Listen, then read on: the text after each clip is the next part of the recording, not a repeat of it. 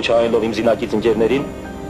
յուրաքանչյուր շրջանից Հայաստանը 36 թե քանի շրջան ունի չգիտեմ, յուրաքանչյուր քաղաքի յուրաքանչյուր շրջանից, եթե ընդամենը 10-15 տղա գա, մենք կունենանք 500 հոգանոց, ես խնդրում եմ ճիշտ հասկանաք,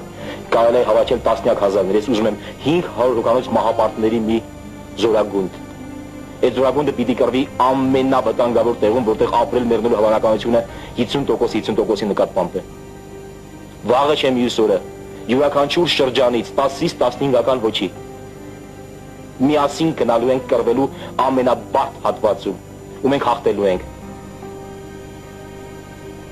Որովհետև իրականում ոչինչ չի պատահել, որովհետև իրականում թշնամին նույն թշնամին է, որտեղ առաջ փախչում էր, եւ մենք էլ նույն մենք ենք։